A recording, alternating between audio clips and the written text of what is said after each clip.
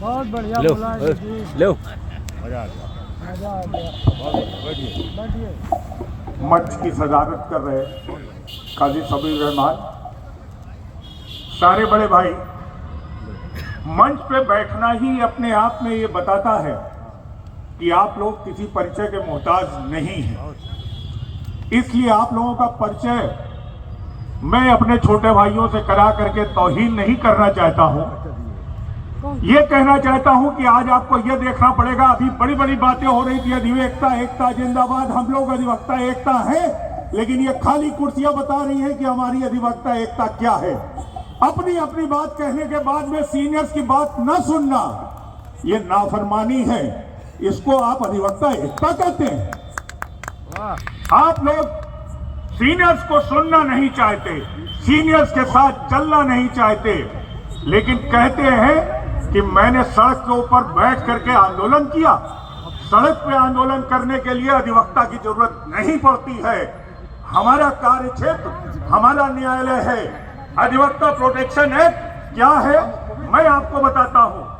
एक अधिवक्ता के ऊपर इस तरीके का आक्रमण हुआ कि उसकी मृत्यु हुई। उसकी मृत्यु होने के बाद में वो केस सुप्रीम कोर्ट गया। सुप्रीम कोर्ट ने सारी जितनी भी लोकल और जो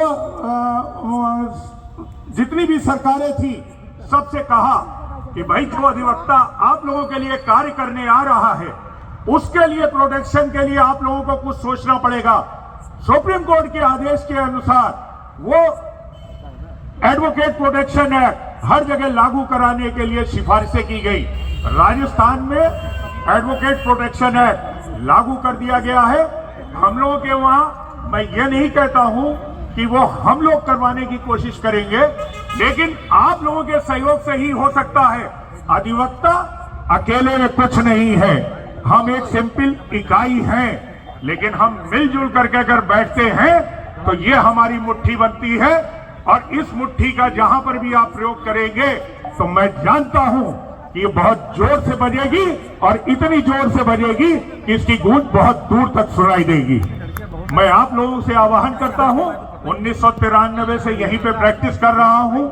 आप लोगों की लड़ाई को बखूबी जानता हूं, कहां कहां लड़ना है वो जानता हूं, कैसे लड़ना है वो जानता हूं। लेकिन माफ करिएगा, सड़क के ऊपर लड़ने की बात आएगी, जमीन कब्जा करने के बाद में आप लोगों की लड़ाई लड़ने की बात आएगी तो मैं क्षमा चाहता हूं।